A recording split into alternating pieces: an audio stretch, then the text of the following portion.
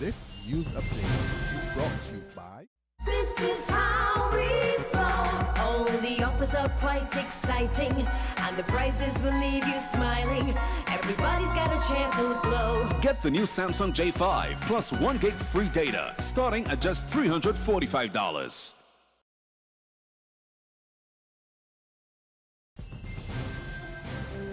This is the Barbados Today afternoon update for Wednesday, December 9th. Thanks for joining us. I'm Frenella Wedderburn. All eyes on the Barbados Labour Party as the deadline for the party to reverse its decision to expel Christchurch West MP Dr. Maria Agard inches closer.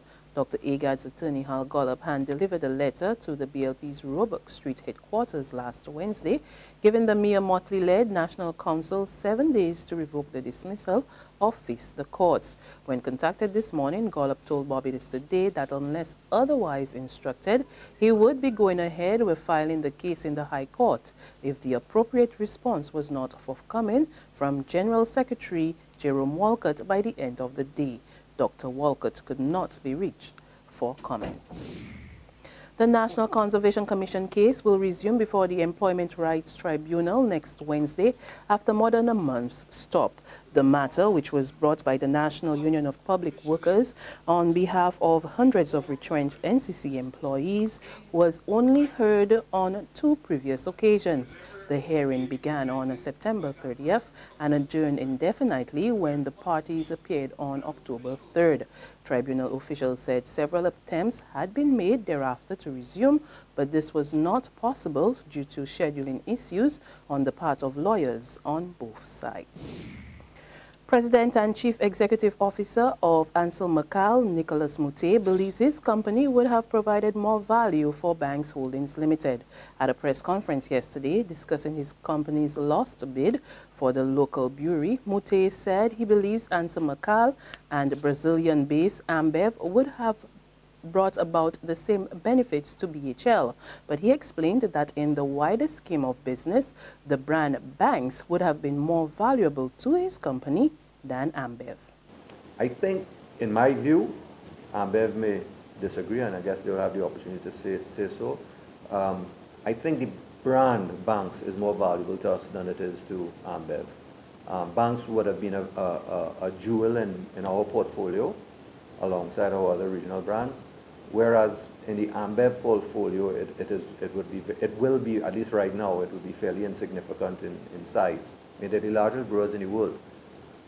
Even regionally, their brand president is much larger than Banks in terms of volume and distribution. So they may place value in it, but just numbers-wise, it's a lot less significant to Ambev than it is to us. So to answer your question, I think we value the brand a lot more. But business-wise, in terms of the economics of it, I think both companies, both bidders could bring benefits to Banks. Meantime, economist Dr. Justin Robinson and shareholder Douglas Skeet are not surprised that the Brazilian company Ambev acquired Banks Holdings Limited.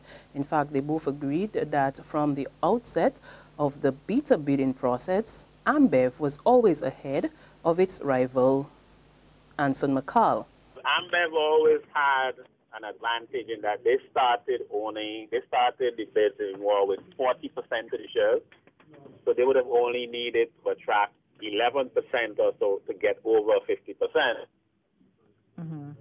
The decisions of people like Sagicor and Banks Holdings Guyana would be critical because they were the other big block. So being able to secure BHL Guyana would have definitely pushed them over the edge. So no real surprise in the outcome because it started with such a big advantage, owning 40% and only really needing to attract 10% plus something to get the majority shareholding. That was economist Dr. Justin Robinson. At the same time, Skeet, a noted chartered accountant and former interim head of the Barbados Association of Corporate Shareholders, in an interview with Barbados Today, suggested that recommendations from the BHL directors to shareholders to take up the Ambev offer may have influenced the outcome. But he also admitted that while Ansel did launch a competitive bid, it would have been an uphill battle for the company.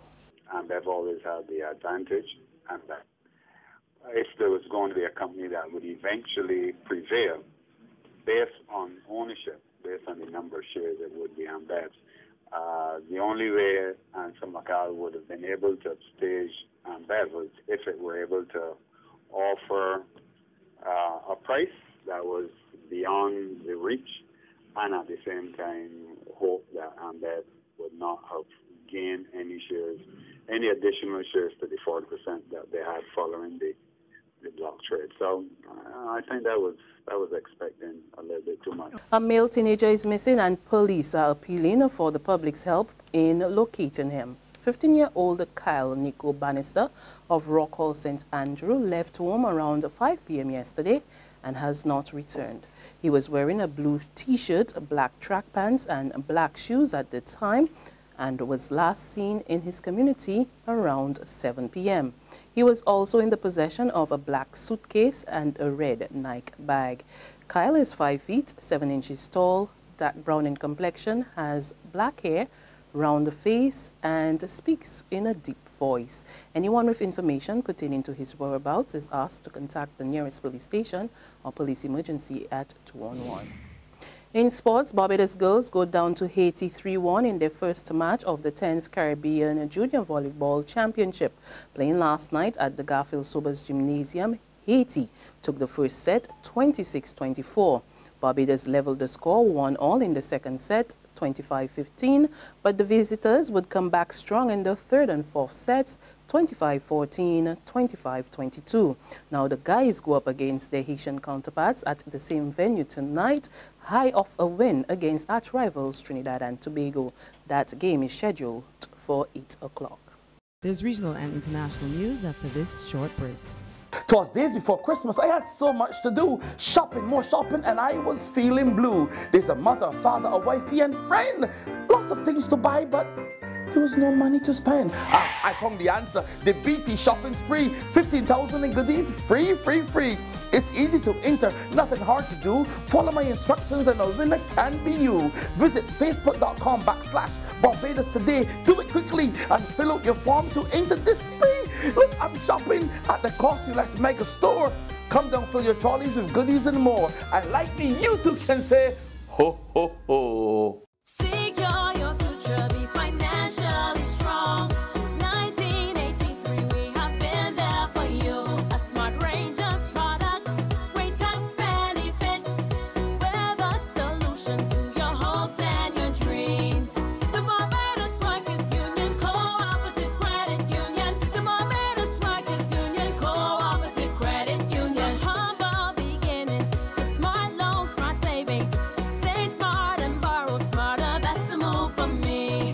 Stability, prosperity. We're the solution to your hopes and your dreams.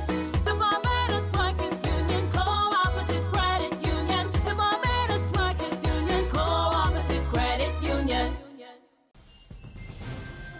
In news from our regional neighbors, we head to St. Vincent and the Grenadines, where voting is underway for a new government. Early morning heavy showers gave way to bright sunshine as 227 polling stations across the country opened at 7 a.m. The main contenders, the incumbent Unity Labour Party and the opposition New Democratic Party, are battling it out in all the constituencies as 43 candidates vie for the 15 seats at stake in Parliament. Both Prime Minister Ralph Gonsalves and NDP leader Arnhem Eustace are predicting comfortable margins of victory in the election that is being observed by teams from the Organization of American States and CARICOM. And finally, Times Magazine names German Chancellor Angela Merkel as its Person of the Year. The magazine cited her role in Europe's crisis over migration and the Greek debt as its reasons for its peak. Editor Nancy Gibbs, in an article, said Merkel had provided steadfast moral leadership in a world where it is short in supply. Islamic State leader Abu Bakr al-Baghdadi was named runner-up, and the third place went to U.S. presidential hopeful Donald Trump. And that's our afternoon update, but there's more on our website at www.barbadostoday.bb. You can also subscribe to our e-paper, our email updates, and like us on Facebook. We're also on Izumi Media in bus terminals or screenplay and supermarkets at gas stations near you, as well as Channel 101 on Flow TV and Mix 96.9 FM. I'm Frenella Wedderburn. Good afternoon.